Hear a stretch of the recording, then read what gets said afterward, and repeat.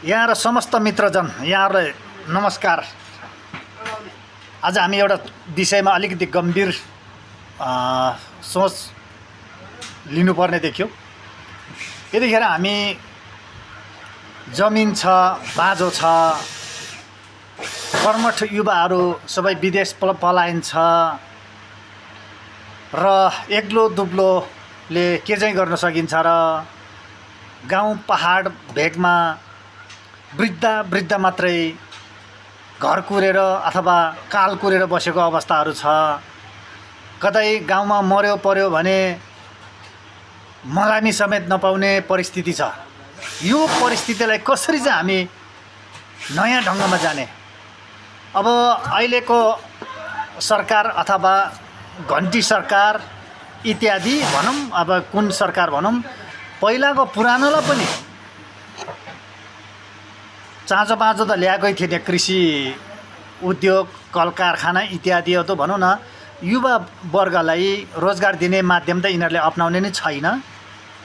यिनीहरू भनेको अलिकति आफ्नो अधीनमा आउनेलाई नेता कार्यकर्ता बनाइहाल्ने र चुनावी प्रक्रियामा जाने, भोट बटुल्ने अनि सत्ता कब्जा गर्ने, यस्तै खालको न्यारोटी बसेको देख्यो। त्यसले गर्दाखेरि यथार्थमा नागरिकको पीडा के हो भन्ने विषयमा यिनीहरूले बुझ्ने क्षमता पनि राखेन, ल्याकत पनि राखेन। त्यसले गर्दा हामी नयाँ ढङ्गमा जानुपर्छ, नयाँ तरकिब अपनाउनुपर्छ।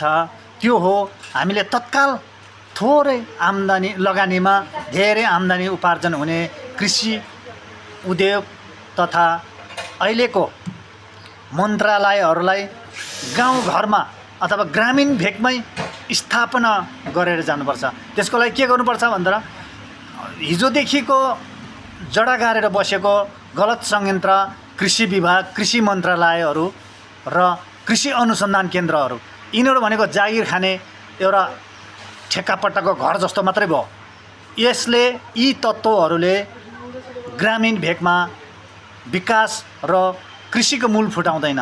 भन्ने बेलामा हामी कृषि प्रधान देश भनेर लेखेका छौँ, तर त्यो गलत छ।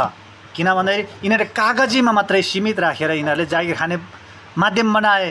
त्यसले गर्दा यी माथि रहेका पुरानो तत्त्वहरूलाई खारेज गरेर कृषिलाई सिधै नागरिकको मातहतमा पुर्याएर अलिकति सेवा सुविधा र त्यहाँ आवश्यकता अनुसारको परिपूर्तिलाई ध्यानमा पुग्ने खालको चाहिँ कृषि अनुसन्धान, कृषि सम्बन्धी स्टोरेजहरू इत्यादि कुराहरूको गम्भीर विषयहरू सबै स्थानीय तहमै लैजानुपर्ने हुँदा सक्छ यिनीहरूले हाम्रो सुझाव सुन्योस्, सक्दैनन् यिनीहरूले ठाउँ छोडोस्, हामी गर्छौँ।